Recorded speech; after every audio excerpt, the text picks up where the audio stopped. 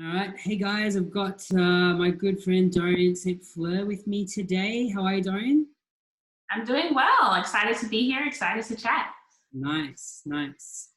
Just a little quick intro. I've known Dorian for nearly 4 to 5 years. I think we met when you were an HR business partner at Nexus.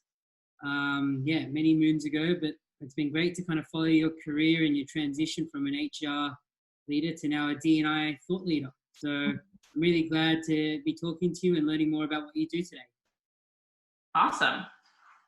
So just before we go into some of the details about what you're doing, I thought it might just help to better understand who you are as a person. So I've got a few little questions here, a bit of rapid fire. So feel free to just kind of tell me what comes first when I ask these questions. All right, you ready? Yes, I'm ready. Perfect. So what's the best piece of career advice you've ever received? The best career advice I've ever received was it's not you, it's them. And just to give some context I think as we go through our career, people tell us, we get advice around how to show up in the room, how to have executive presence, how to do all these things. And sometimes, even though we're working super hard and we're trying our best, we don't get the results that we necessarily want. And so I think this piece of advice is really centered around not internalizing every single thing that happens, Yep. not beating myself up if I didn't get the promotion or something didn't go well, because ultimately the decision is not necessarily on me all the time. It's other folks that have to decide, and there's so many variables and things at play. And I think when I realized that I had more control of the process and not the outcome, and that it wasn't necessarily always about me and what I could do, but about there's so many external factors at play, I was able to give myself some grace to calm down a little bit and really focus on what it is that I can control. Great advice. Exactly. Control what you can. Mm-hmm. I like it. All right. So if you weren't in HR, what would you be doing? If I wasn't in HR, I'd actually be a therapist. So before I got into the corporate world, I was actually accepted into a clinical psychology graduate program, headed to become Dr. Dorianne, and just through life circumstances and change in direction, I am not doing that anymore. But yeah, I would be a therapist. I can see you as a doctor, Dr. Dorianne. I like that. It's got a little bit of a feel to it. iPhone or Android? iPhone all day, every day. I was one of the like early adopters, I guess, when they first came out. I didn't wait for, let's see what the next version looks like, and have been rocking with them ever since. iMac, iPad, everything. That's just not going to change. I hate green text. I do get annoyed. I do judge when I see someone send me a green text. I do no judge. biased decision making here, though. Trust me. No biased decision making if you've got an iPhone or an Android.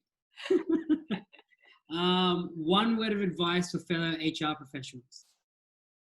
Word of advice for HR professionals is to understand and internalize how much we run the show. Like, so many times HR is seen as one word. Okay. You're in charge. Boom, I like it.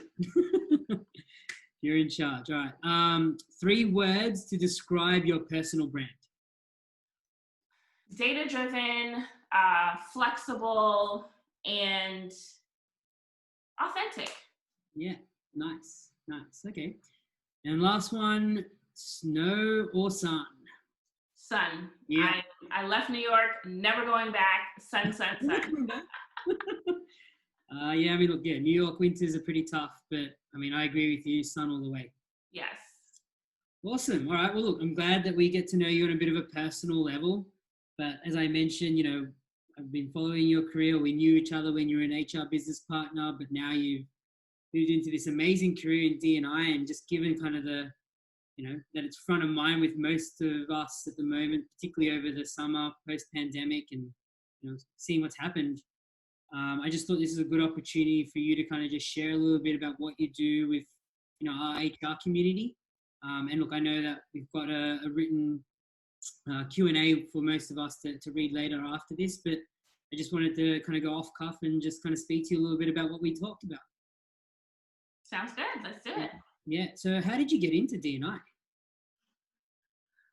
went into D&I after being in HR for 8-10 years or so, really enjoying HR business partner work, wanting though to specialize and focus on a specific area, and not necessarily be a generalist anymore. And when I thought about my own experience, both as an employee and as an HR professional, and just kind of the opportunities that I saw with merging the work that I knew through HR with the diversity and inclusion space, and seeing how much of an impact that like we could make in that space, it really just became something for me to be interested in. So I had the opportunity at the company I was at when I was at an HR business partner to transition there to do D&I work, and just going a step further and getting deeper into how I engage with business leaders, how I engage with employees, really honing in on the underrepresented groups and the demographics around inclusion and equity, and all of those things were just really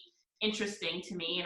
And once I realized what D&I had to offer and how much influence that we could have on HR work and business work, etc., it's just a place where I feel I found my home and where I really want to dig in. Yeah, nice. I totally agree. I think just kind of leading into another question, I feel like it's so topical now. We always use these words, and you mentioned them before: diversity, equity, inclusion. I feel like it means so much to so many different people. I mean, are you able to kind of just give me a clear definition of what DE&I is, and kind of why companies may be confusing, and even where it should sit in an organization? Yeah. So the DE&I, they all have a meaning. I'm so glad that we're breaking it down. There's specific aspects of this whole body of work. The diversity, the diversity is just around what is the representation? What are the numbers? What does it look like? How are we making sure that we have every gender, race, sexual orientation, all of the things? How do we make sure that we're representing each of those aspects? Mm-hmm. The equity is around how can we make sure that there's no difference in outcomes based on any of these diversity dimensions. So if we line up all of our employees, everyone, we get promoted at similar rates, we get similar compensation. There's no difference based on these variables. And then the inclusion is the kind of the intangible sentiment. Does everyone feel like they belong? Does everyone feel, and I think people, it's not anything that we can't force inclusion on folks. Like, they have to recognize and perceive that they belong and are included in the organization. Mm-hmm. And so how do we measure that? How do we make sure that folks feel that way? Mm-hmm. That's the entire part of the equation. And I think where organizations often fall down is that they focus on just maybe one or two parts of that equation. So I'll only focus on the numbers, and we'll get more folks of a certain demographic in here, and then that's only the diversity. Or I'll only focus on the inclusion and do programming and initiatives, but not look at equity. So I think really making sure that whatever programming is intentional, deliberate, active, and all-encompassing is what really is the mark of an organization who's doing this right. Yeah. And as far as where it should sit in the organization, I personally feel that it should not sit within HR. Like, I think that they work as a partner with HR. And I consider myself an HR professional still, though I'm in D&I. So I know that it's very much related, but as far as being able to audit core HR processes, to be able to have those checks and balances within the two organizations, I found that when the D&I team reports directly to the business, to the CEO or something like that, and not HR, that we're able to have a more smooth lines of transition and communication and accountability. Yeah. For me, I think you just kind of nailed a few little things there. I think just simply just defining what DE&I is. I feel like it means so much to so many people, and it gets kind of used in inappropriate ways or different ways, and people get confused by it, and people get off put by it, and sometimes it gets put in the too hard to deal with basket. I think that's important, and definitely where it should sit. I think we were just talking about it before, but I definitely think it should be its own separate function. And another way of maybe looking at it would be even thinking of a business and think about your customers, think about what you stand for, not just the people, right? And I think that then makes that's all encompassing. Because if you start thinking about the whole organization rather than just people, I think then it's a far more powerful piece. That's such a good point. And the same way that a finance team similarly is not just about how we're paying our people, but it's the finance of the whole business. Totally. That's a standalone. That I love the way that you've outlined that completely. Yeah, perfect. I'm glad that we're aligned. No wonder we're going to be best friends. Another kind of buzzword that I think kind of gets used a lot, or just kind of like a phrase that gets used a lot, particularly when we talk about D&I or DE&I, is like, we should all bring our authentic selves to work and not your whole self. I still find that a little bit confusing to understand. I mean, do we bring our authentic selves, or what's whole self? Like, what do we do? Yeah, I think I'll preface what I say with, I think oftentimes folks are using it interchangeably. I don't even think when people say bring your whole self, bring your authentic selves, I'm not sure if if they've even drilled down and really are understanding what they mean. Yeah. And for me, like, I love, if I wasn't an HR and I wasn't a therapist, I'd be a writer. Like, I love words. And so I pay attention to the words I'm using. And when I think about bringing my whole self to work as a Black woman, as someone who's in a historically underrepresented and excluded group, sometimes the situations and the experiences and the environments I'm in are not conducive to me bringing my whole self. As much as we would like to ignore it or sweep it under the rug, I can't necessarily share my background and my socioeconomic status, and how I grew up and what my beliefs are, etc. Because it's not conducive to that. I'm a minority as far as the numbers look like, etc. And so what I found through my own experience and with the women that I've worked with as far as career development, etc., is that often we get dinged when we show up as our whole selves and we say everything we feel and all of our experiences. And so instead, what I ask people to do, or what I suggest, is that you be authentic. Right? You can't necessarily show up and say everything. This is what I feel. This is where I was this weekend. This is X, Y, Z. But what you do feel comfortable sharing, what you do outline as the boundaries of what you can know about me and what I'm willing to share, what feels safe, do that authentically. Don't shy away from hard conversations. But we have to, the fact is, we have to be measured in our approach. We can't often afford to just show up and be all that we are, unfortunately. Yeah, totally. Just kind of like being topical at the moment, we're doing all these Zoom calls. We're on a Zoom call now. We're recording that. I find it really, like, it's a fine line, right? Like, we're doing this from my bedroom. We're doing this from your house. Like, that's an intimate spot for, a work colleague to see that. So I find it kind of, again, like this, is that being my whole self, or is it authentic? Like, am I going to get judged because I'm calling you from my 1-bedroom apartment? Like, there's a lot of kind of barriers and gray area there, I think. So yeah, totally get it. Such a good point. Or that, my children are walking behind me, or that my elderly parent is in the corner. There's so many things I think people have. If you're in a privileged position, you don't necessarily think about, and I consider myself in this context privileged. Like, I have an office, I have a space, I have places where I can go. That's not the case for everyone. So in every aspect of how we show up at work, these kinds of things, it affects it. And I don't think that organizations often think about that in that way. Yeah, I think just be nice. Right? Just be nice and respectful. That's authentic, right? Exactly. Cool. I like it. Another kind of, not buzzword, but when we talk about D&I, trying to create this safe space, like, what does that even mean, and how do we even do that? Yeah, it's hard. It's challenging to create a safe space because our biases, as we talked about, like, there's so many things that creep into human interactions, etc. But I think in creating a safe space, what I mean by that, and what the DEI world means by that, is a psychologically safe space. You want people to feel comfortable taking risks, to disagree, to give their point of view.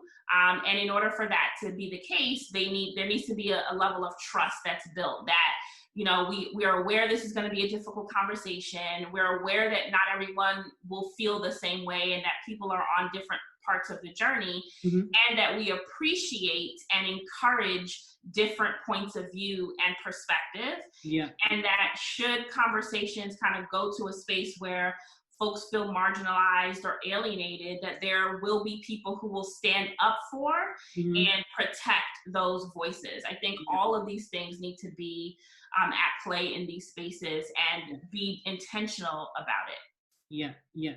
Just to kind of play devil's advocate, I mean, I feel like it's also a very subjective thing, though, right? Like, your definition of safe could be different to my definition of space.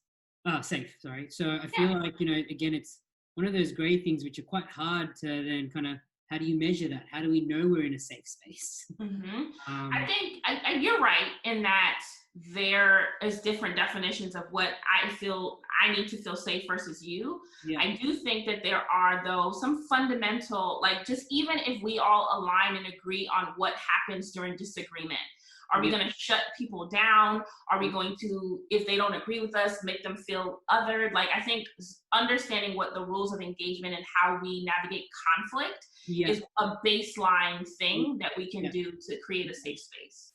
Totally. I love that. I think, yeah, just knowing that it's all right to disagree and Mm-hmm. still walk away shaking hands. Mm-hmm. I Exactly. think that's the key. Cool. And look, with D&I trending, I know there's big social injustice reform in the country at the moment. How do we kind of capitalize on this momentum? Yeah. People are paying attention. We have folks who are in power, who have the funds and resources to move this work along. Speak up. Tap Yeah, people on the shoulder. You have folks' ear. I think this is the time to do that. And all of the decisions and programming initiatives that you wanted to, that people weren't paying attention to before, or it wasn't necessarily a priority, I think now is the time to push those things forward. yeah, It's funny, I've been having a lot of conversations with other D&I practitioners, and just saying, there being a level of resentment that, like, oh, so now we're focused on this. And I had that for a little bit, but I was like, you know what? I don't care what needed to happen for us to get here. We're here. yeah, And so let's capitalize on this by really moving the needle where we can. yeah. No, totally agree. Totally agree. I mean, what are you looking forward to next in terms of just kind of the D&I space, or DEI? I keep missing the E. DEI space. Yeah, is there kind of some immediate things to versus long-term goals that you're hopeful for? Yeah, I think in the short term, I'm really looking forward to the changing of the guard. It's so many organizations are, looking at their boards, they're looking at their leadership teams, they're looking at all of these key roles and realizing that it hasn't been racially diverse. And so they're working actively to fix that. So in the short term, more representation, more opportunities to have these sorts of conversations. Over Mhm. longer term, I'm looking forward to just revamping of the way we work. When we Yeah, think about workplace culture, when we think about HR processes and how they're administered, I'm really looking, now that people are calling things out and yeah, having ideas and engaging in this conversation, I'm really, really excited about what does HR look like? What does the business look like? What does DEI look like in the future? yeah, totally, totally. Yeah, I mean, look, we've been working with a lot of clients as well, and we've kind of tried to embrace maybe just a different way of working, to kind of think about, maybe groups that we weren't even considering. And one of the most common ones, particularly in recruiting, is taking names off CVs. Mm-hmm. We've standardized the format of the CV, removed the name, sending it through. It's just interesting to just know it costs a lot of money still, and clients and companies are like, sometimes it's not as important. Like, it's still Mm-hmm. the bottom line. So it's kind of trying to find that balance. Diversity, inclusion costs a little bit more money, but that means once we bridge that gap, hopefully in the longer term, it's fruitful for all of us. Yeah, yeah. I mean, these businesses are their whole goal is to make money. So we get that. We're not Yeah, trying to change that. yeah, But I think also that what should be important at the same time is also humans, right? yeah, Human capital, they're people. And so yes, things may take longer, may cost a little bit more money, may be more effort, but ultimately, what's your priority? I think that's a question that organizations need to ask themselves. Awesome, awesome. Look, hopefully we want to keep this short. So I know that we've kind of got a written blurb that most of people that are interested can read based on some of these questions. But just kind of as a leaving thought, I mean, how do people find you? What are you working on? Anything that you want to kind of share that we may have not talked about? Yeah, folks can find me at DorianneSt.FleurConsulting.com. I am, as far as social media, mostly hanging out on Instagram, Nice. at Your Career Girl there, Yeah. and also on LinkedIn. I am just working on partnering with organizations who are ready to build anti-racist and equitable workplaces. And so that's kind of where my focus is for the future. Yeah, cool. As I said, we've crossed paths nearly 4 or 5 years ago. I'm glad that we're still in touch. I love your passion, love your energy. I've definitely learned a lot, and yeah, looking forward to what's next. Same here. Thanks so much. No probs.